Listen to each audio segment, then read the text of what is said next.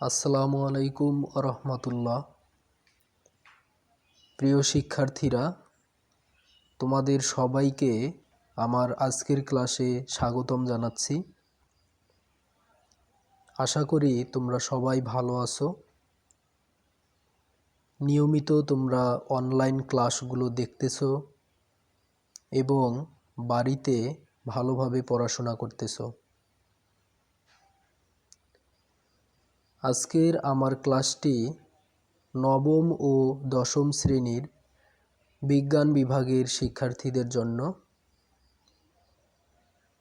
প্রিয় শিক্ষার্থীরা, আজকে আমি তোমাদের জীববিজ্ঞান বিষয়ের ত্রয়োদশ অধ্যায় থেকে একটি গুরুত্বপূর্ণ বিষয় নিয়ে আলোচনা করব।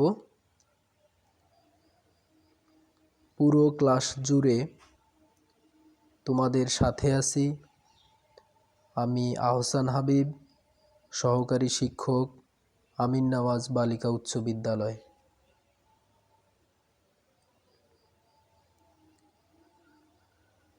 ক্লাসের শুরুতেই তোমরা তোমাদের মোবাইল স্ক্রিনের মধ্যে কতগুলো ছবি দেখতে পাচ্ছ।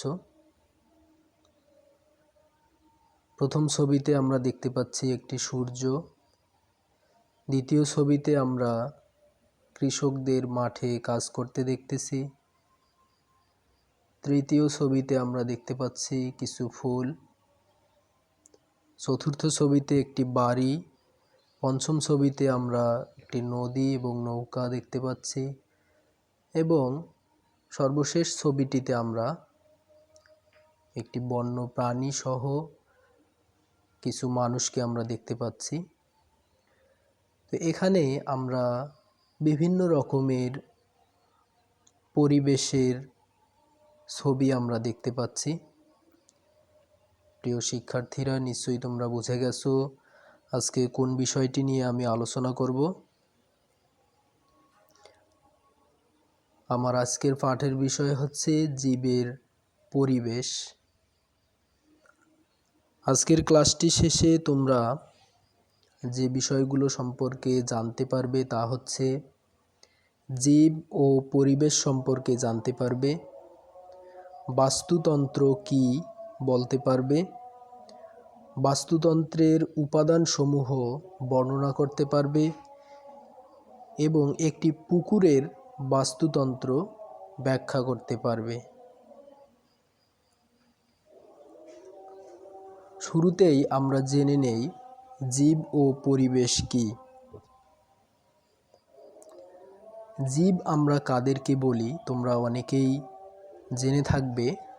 যাদের জীবন আছে তাদেরকে জীব বলে। আর পরিবেশ হচ্ছে আমাদের চারপাশে যা কিছু, অর্থাৎ জড় ও জীব মিলেই পরিবেশ গঠিত হয়। পরিবেশকে জড় ও জীব এই দুই ভাগে ভাগ করা হয়েছে।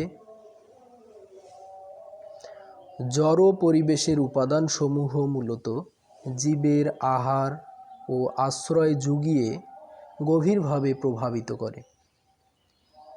অর্থাৎ জীব মূলত বিভিন্ন জড় উপাদানের উপর ভিত্তি করেই বেঁচে থাকে। এখানে একটি চিত্রের মধ্যে জীব ও জড় বস্তুর শ্রেণীকরণ তোমরা দেখতে পাচ্ছ। অর্থাৎ চিত্রটির মধ্যে আমরা কিছু জীব দেখতে পাচ্ছি এবং কিছু জড় দেখতে পাচ্ছি। জীব ও জড় একটি আরেকটির উপরে নির্ভরশীল। যেমন এখানে একটি চেয়ারের কথা যদি বলি, চেয়ার মূলত কোনো জীব বা মানুষ তৈরি করে। আবার এই চেয়ারটি এসেছে উদ্ভিদ থেকে, মানে একটি আরেকটির পরিপূরক আমরা বলতে পারি। এ পর্যায়ে আমরা জানব বাস্তুতন্ত্র কি। বাস্তুতন্ত্র হচ্ছে কোনো একটি নির্দিষ্ট অঞ্চলের নির্দিষ্ট পরিবেশে জড় ও জীব উপাদানের মধ্যে যে পারস্পরিক আন্তঃসম্পর্ক গড়ে ওঠে তাকে বাস্তুতন্ত্র বলে। বাস্তুতন্ত্র সাধারণত জড় ও জীব উপাদান নিয়ে গঠিত। নিম্নে এমন দুইটি চিত্র দেওয়া হলো, তোমরা চিত্র দুইটি দেখতে পাচ্ছ। একটি চিত্রের মধ্যে আমরা বাস্তুতন্ত্রের জড় উপাদানগুলোকে দেখতে পাচ্ছি, অর্থাৎ যাদের জীবন নেই, এবং অপর চিত্রের মধ্যে আমরা বাস্তুতন্ত্রের জীবজ উপাদানগুলোকে আমরা দেখতে পাচ্ছি, যাদের জীবন আছে।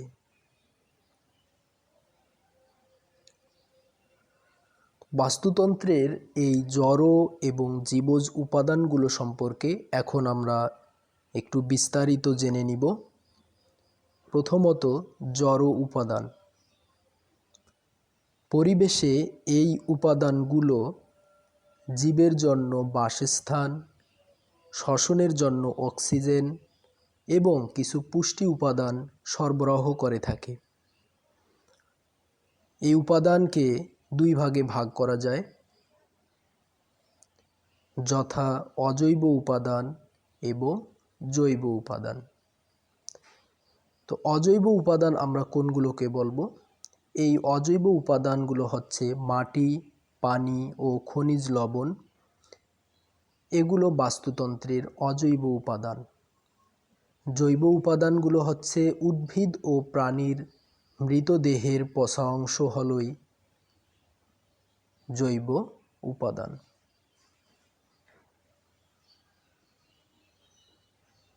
ভৌত উপাদানগুলো সম্পর্কে এখন আমরা জেনে নেই। বাস্তুতন্ত্রের ভৌত উপাদানগুলো হচ্ছে জলবায়ু, মাটির বৈশিষ্ট্য, মাটির গঠন, খনিজ লবণ ইত্যাদিগুলো মিলেই বাস্তুতন্ত্রের ভৌত উপাদান। বাস্তুতন্ত্রের জীবজ উপাদানগুলো হচ্ছে জীবকুলে বাস্তুতন্ত্রের সক্রিয় উপাদানগুলো হলোই জীব উপাদান। অর্থাৎ সক্রিয় উপাদান বলতে বাস্তুতন্ত্রের যে উপাদানগুলোর জীবন আছে সেই উপাদানগুলোকেই আমরা জীব উপাদান বলতেছি। এটি মূলত তিনটি অংশে বিভক্ত, যথা উৎপাদক, খাদক এবং বিয়োজক। বাস্তুতন্ত্রের উপাদানসমূহ একটি ছকের মাধ্যমে এখানে সুন্দরভাবে দেখানো হয়েছে, তোমরা একটু ভালোভাবে লক্ষ্য করো।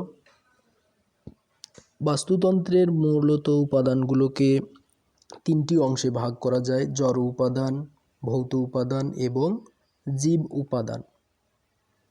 জড় উপাদানগুলো দুই ধরনের, একটা অজৈব বস্তু এবং জৈব বস্তু। অজৈব বস্তুগুলো তোমরা দেখতে পাচ্ছ: ক্যালসিয়াম, ম্যাগনেসিয়াম, পটাশিয়াম, লৌহ, nitrogen, oxygen, carbon die oxide ইত্যাদি। এগুলো বাস্তুতন্ত্রের অজৈব বস্তু। বাস্তুতন্ত্রের জৈব বস্তু বলতে আমরা জীব থেকে প্রাপ্ত বস্তুগুলোকেই বুঝি, যেমন হিউমাস, বিভিন্ন রকমের জৈব সার। বাস্তুতন্ত্রের ভৌত উপাদানগুলো তোমরা নিশ্চয়ই দেখতে পাচ্ছ: সূর্যের আলো, তাপমাত্রা, আর্দ্রতা, বায়ুর চাপ, বায়ু প্রবাহ, ভূপৃষ্ঠ বা ভূপৃষ্ঠের গভীরতা ইত্যাদি। বাস্তুতন্ত্রের জীবজ উপাদানগুলোকে প্রথমত তিনটি ভাগে ভাগ করা হয়: উৎপাদক, খাদক এবং বিয়োজক। সাধারণত উৎপাদক হচ্ছে সবুজ উদ্ভিদ, যারা সূর্যের আলোর সাহায্যে নিজেদের খাদ্য নিজেরাই প্রস্তুত করে। এরাই মূলত বাস্তুতন্ত্রের উৎপাদক। এরপরে আছে খাদক। খাদক মূলত বাস্তুতন্ত্রের একাধিক খাদক থাকে। খাদকগুলোকে আমরা তিনটি ভাগে ভাগ করতে পারি: প্রথম স্তরের খাদক, দ্বিতীয় স্তরের খাদক, তৃতীয় স্তরের খাদক বা সর্বোচ্চ স্তরের খাদক। এবং জীবজ উপাদানের সর্বশেষ যেটি প্রকারভেদ সেটি হচ্ছে বিয়োজক। বিয়োজক বলতে আমরা যাদেরকে বুঝি, মূলত বিয়োজক হচ্ছে অণুজীব, যেমন ব্যাকটেরিয়া, ছত্রাক। এরা মূলত উদ্ভিদ ও প্রাণীর মৃতদেহকে পচিয়ে বাস্তুতন্ত্রের উৎপাদকের শোষণ উপযোগী হিসাবে তৈরি করে। উদ্ভিদ এবং প্রাণীর মৃতদেহগুলোকে পচিয়ে বিশ্লেষিত করে পুনরায় বাস্তুতন্ত্রের ফিরে নিয়ে আসে।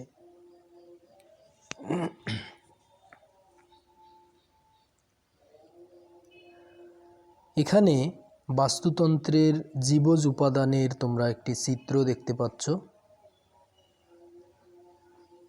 এবং বিভিন্ন স্তরের খাদক এখানে দেখানো হয়েছে, কে কাকে ভক্ষণ করে বেঁচে থাকে। অর্থাৎ বাস্তুতন্ত্রের বিভিন্ন স্তরের শক্তির প্রবাহ এখানে তীরচিহ্নের মাধ্যমে দেখানো হয়েছে। প্রিয় শিক্ষার্থীরা, এ পর্যায়ে আমরা জানব একটি পুকুরের বাস্তুতন্ত্র সম্পর্কে। জড় উপাদান ও সজীব বা জীব উপাদান নিয়ে একটি পুকুরের বাস্তুতন্ত্র গঠিত। আমরা যদি লক্ষ্য করি, একটি পুকুরের মধ্যে জড় উপাদান হিসেবে সাধারণত থাকে পানি, সূর্যের আলো, carbon die oxide, oxygen, calcium, phosphorus, বিভিন্ন জৈব ও অজৈব পদার্থ।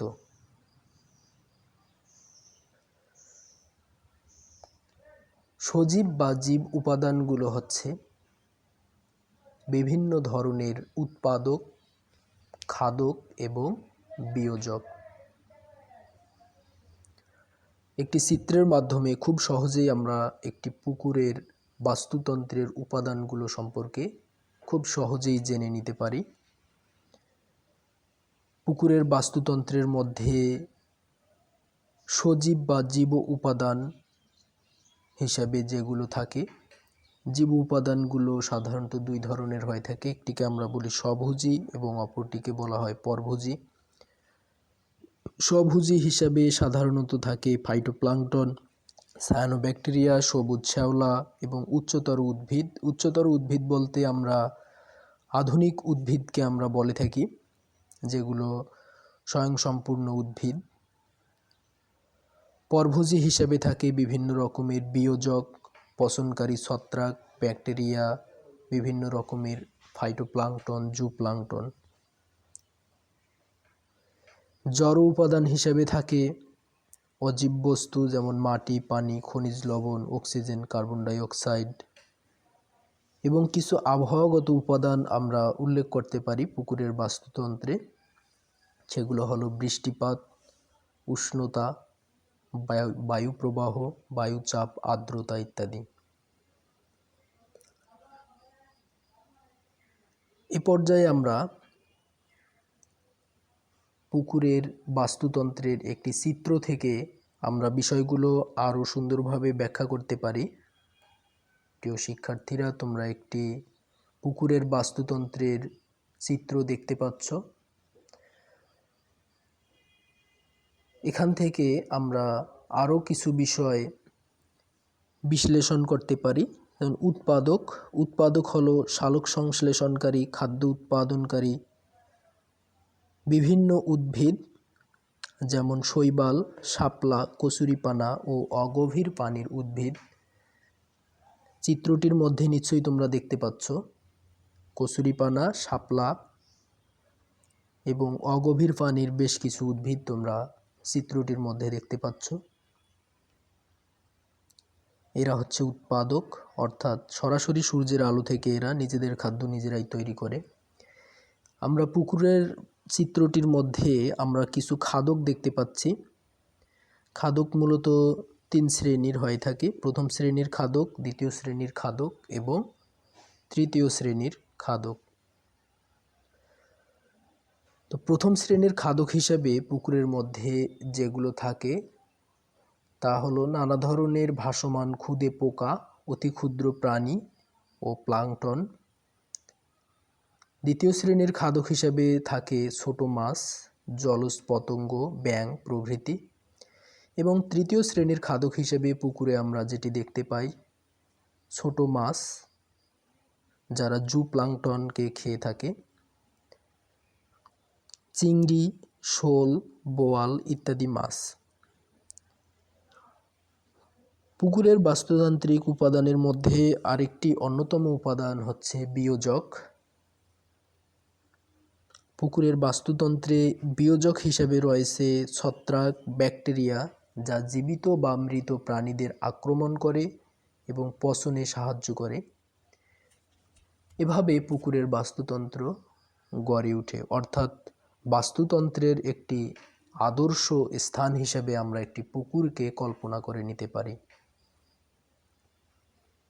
তো প্রিয় শিক্ষার্থীরা, এই ছিল বাস্তুতন্ত্র নিয়ে আজকের আমার আলোচনা।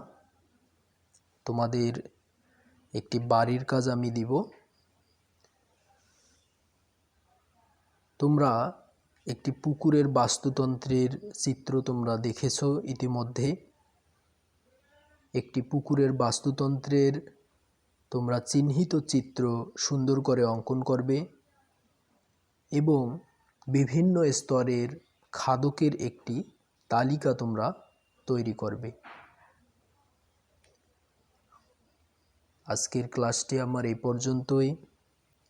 আগামী ক্লাসে ভিন্ন কোনো একটি গুরুত্বপূর্ণ বিষয় নিয়ে আলোচনা করব। সে পর্যন্ত তোমরা সবাই ভালো থাকো, সুস্থ থাকো। আল্লাহ হাফেজ।